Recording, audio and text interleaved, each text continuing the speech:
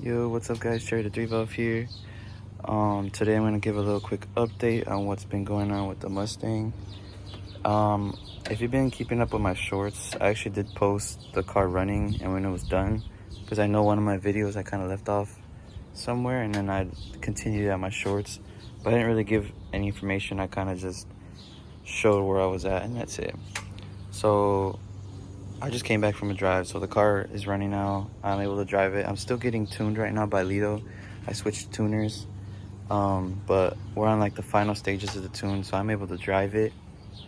But I have not, raced it or anything like that yet. Just wait until the tune is actually done to be able to actually step on it and everything. But what I can say is this car drives pretty good. I'm not gonna lie. At first, I was a little skeptical, but now it drives pretty good. Haven't had any issues. There was like a small boost leak I had up here in the boot, but I had made a boost leak tester that you can put it to here, and I'll show that in a minute as well. I also did switch back to the stock radiator and stock fan shroud and modified it a little bit to even fit here. And honestly, I'm getting temperatures around like 170, 190, depending. Like on highway, I'd say like 190 to 180. Regular cruising, I'd say like 160 to 170. So that's pretty good. On the other radiators, I was actually overheating a bit, so I just switched it all back to stock. I did have like a little sensor here for the electric fan, but since I'm going back with the stock fan, that's just kind of there capped off. I do have a catch can as well. This is just an eBay catch can. It's pretty cool. Just, pretty simple. Vented, obviously. One here. Go to the junkyard and find these clips. Put your own lines on them to make it look a lot better than, putting a pipe here and then one of those brass fittings like that. Putting a knife, like, you don't even gotta do all that. Just find these clips at the junkyard. Take the lines off of them. Put your own lines, clamp them down. Put one there, and the other one routes to this side. If I didn't have this, these would be vented as well. So those two both go to the catch can, and it's just vented at the top there. I had no leaks. I mean, other than the boost leak, there's no oil leaks, there's no coolant leaks. It's running pretty good. I did have these lines added too for the blow off valve on the wastegate. That goes through here too. I got one line coming straight from the turbo. I don't know if you could see that. Yeah, it's not the best right now. I just got a little coupler going to the small ass line. It's not the best.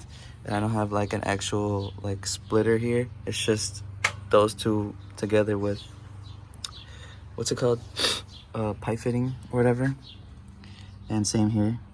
I'm gonna eventually get fitting so that looks better and not too tacky. It was just last minute thing, so I just threw that on there. I could also make a video too how to wire up your blow-off valve, your wastegate, and to your gauge at the same time. Because I used to have it run the gauge through here, but my tuner had it switched so I could run the lines correctly. That's what it looks like from the front. I did take out my fog lights and put velocity stacks in there. Those actually go onto turbos, but I just put that there because it kind of gives it a little cooler look, and there's more air passing through than those fog lights would. You could barely see like the intercooler pop into the front. Most people don't even know I'm even boosted. They just hear the cams and then I open up the hood, and sometimes they can't even tell like from right here. They have to like peek over and be like, oh shit, turbo. But other than that, I haven't had really any issues at all on this kit. It sounds good, it runs good. I didn't have to really, the only thing I think I had to readjust was those little 90 fittings that I had for the oil filter relocation kit. That was just because I didn't tighten it that well, but that's sitting really good and I'm not having any issues. What I do want to do though is get an oil cooler. I'm also still dumping right here for my exhaust, so it'll go right there, right to the bottom there. So I'll show you from the bottom so you can tell. See that guy right there? still dumping from. So eventually I want to move the windshield washer fluid reservoir out the way, and then try to find someone who can weld me a pipe to go through there so I can make a proper bumper exit, because I don't know, I just don't feel safe with the exit being right there. But other than that, everything has been pretty much the same. Boost is good. I think max boost I hit for data logging and everything was 6 pounds. It stays at 6 pounds. I don't know why it's not hitting 7, because I'm pretty sure I have a 7-pound spring in there, but I'm not too worried about that. I'll probably adjust all that when I actually dyno it, and I'll see if I'm happy with the numbers.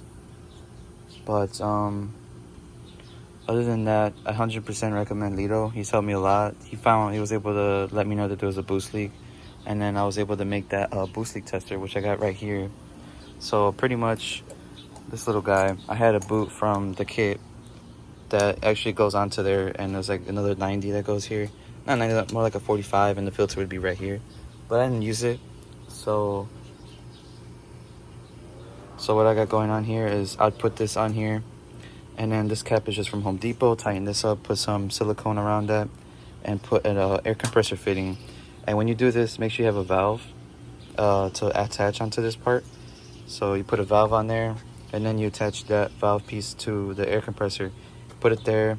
I also want to make sure this seal right here with this band is sealed all around, actually on the inside, because it's plastic, so you can't really clamp this too hard. So you want to just silicone that if you're planning to keep the actual tester, because if you're gonna use this boot, then obviously don't do that.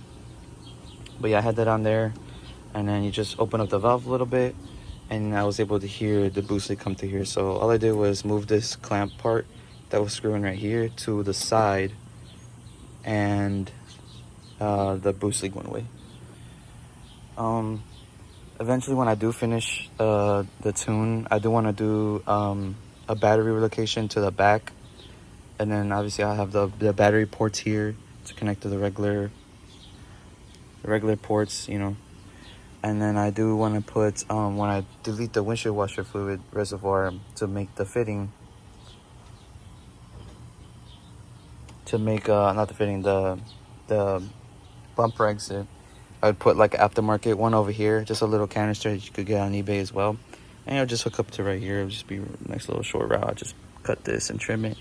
I also do want to get a fiberglass hood with like a little cowl hood, so I can do a little more heat extraction from the bay. Because it is, like I said, it does heat up a lot around here. Just so it's easier to take my bumper off. I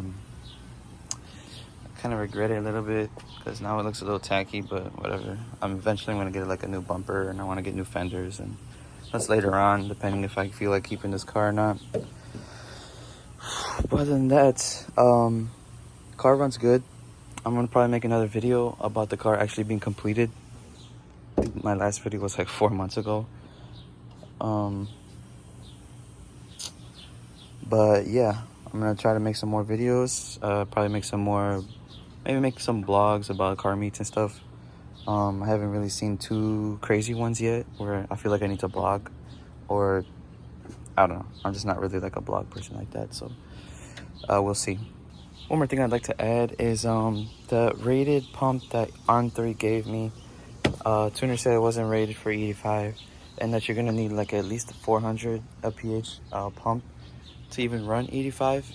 But the 47 injectors are good to go for those. But yeah, that's the last thing I wanted to add. Car still runs good. I'm having a transmission issue.